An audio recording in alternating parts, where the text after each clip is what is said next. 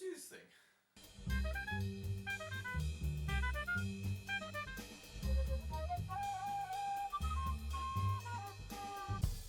Velocipastor was fucking horrendous. And yeah, I get that's what it's going for, which is part of the reason I hate it. I'm so sick of these B-movies trying to own being B-movies. They seem to think that they don't need to try. Even if the joke is that it's supposed to be bad, you still need a joke. I'm of the belief that anyone can make something entertaining as long as they're trying. That's the difference between the black holes of joy that are those parody movies and the masterpieces like Kung Fury or Airplane. So was this movie entertaining? Yeah, it was actually pretty funny. Overall, I enjoyed it. But one of the issues I have with it is that it's too long. There's a lot of unfunny as fuck and boring dialogue scenes that the director had no idea how to make better. This madness must stop. Doug! I have to do confessions. Right now? Yes, right now! But to truly understand this film, one must watch it for themselves. Ladies and gentlemen, let's watch Velocipastor.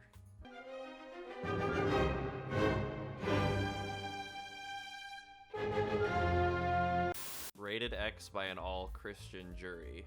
To be perfectly fair, this film does start off pretty good. Mom and Dad!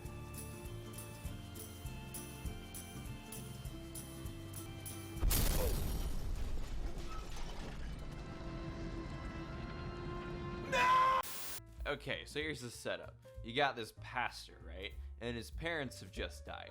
After taking some advice from his church father, You should travel, Doug. he takes a poorly lit drive to California.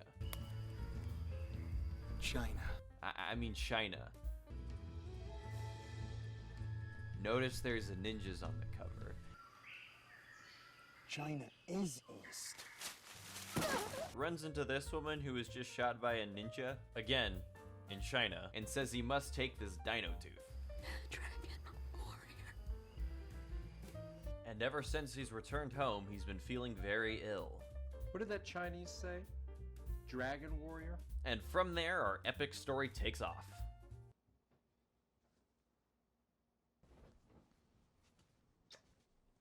Bye. Jesus Christ. Soon after, we meet a prostitute and this guy. Carol, hello. Villain is villain. Got it.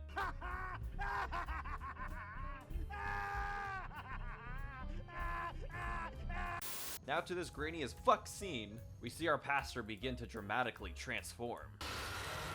And we run into the prostitute from earlier, who is being held at gunpoint. But before the criminal can do anything, this happens.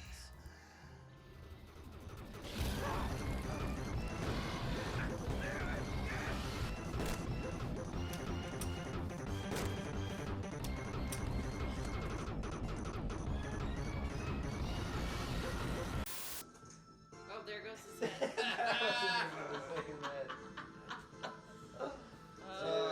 That is hilarious. Look at this. Blow up Barney. Velocipastor? Velociraptor? So after that pretty great scene, he gets saved by this lady and it gets really awkward and boring very quickly.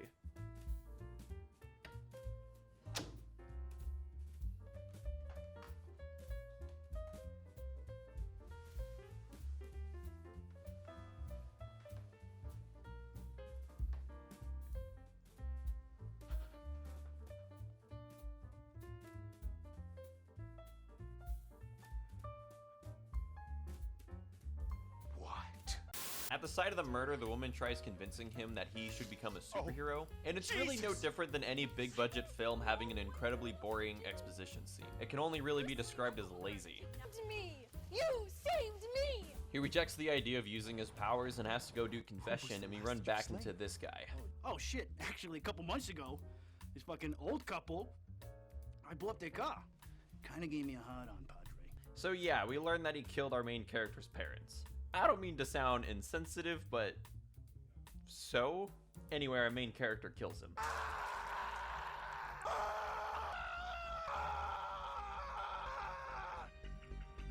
I guess he just gets away with murder and goes to the lady. Why? Because she knows about dinosaurs. Nope, that is not a joke. How are we gonna do this? And I guess he changes his mind on the idea. I guess he just couldn't help but enjoy the bloodlust. You killed Frankie, the Frankie Mermaid. I didn't mean to. I didn't mean to kill him. I was just so angry and he just kept bragging.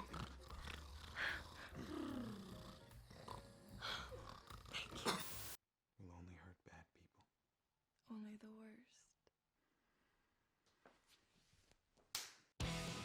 worst. Oh god, butt rock montage.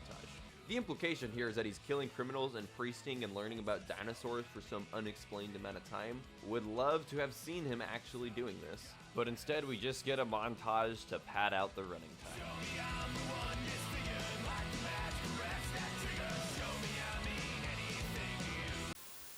And then we cut to some Chinese ninjas, which I guess are supposed to be the real bad guys. Well, sir, we'll have another shipment of coke in tomorrow.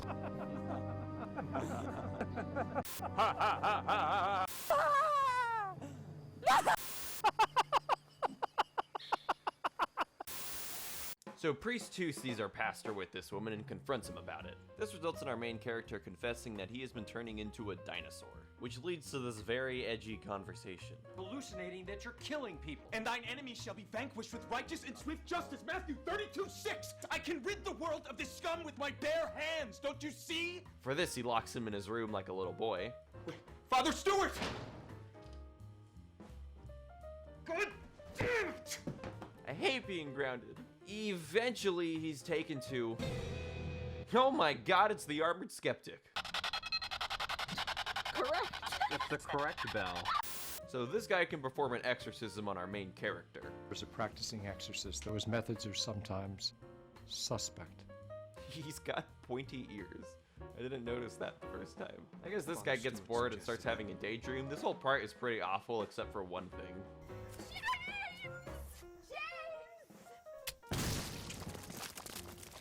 Another goddamn VC trip mine. I don't think we can do anything for her now. She's too far gone.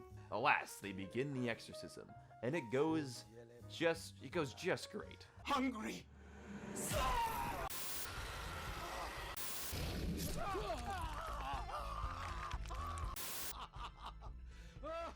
They end up just reusing footage from the original transformation scene, and after running with some ninjas, he returns back to his friend's home. Apparently he's all worried about the power all of a sudden, but hasn't he been using it a lot? Anyway, this horribly uncomfortable scene takes place.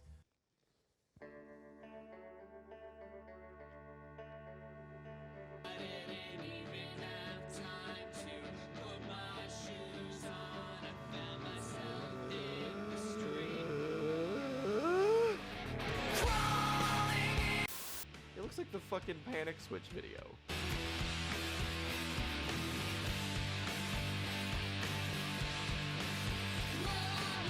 So apparently they just had some clothed sex, and then ninjas.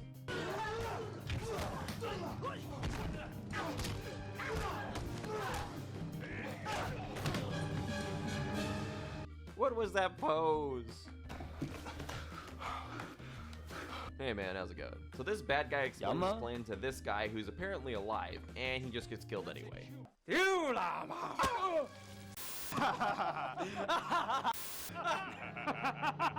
They get dressed for the final showdown in China, which again is only a very short drive away. He brings nunchucks, of course, and then this happens.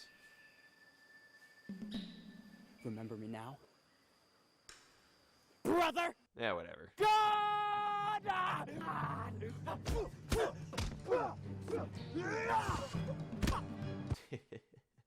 That is so dumb. So a lot more dumb shit happens.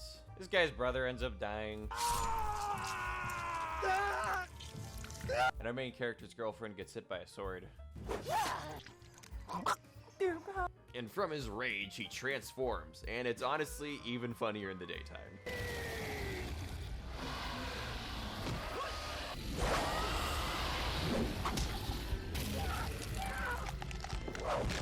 Why couldn't this be more of the movie? This completely out of place cut happens. He rips off the bad guy's head, and it's great.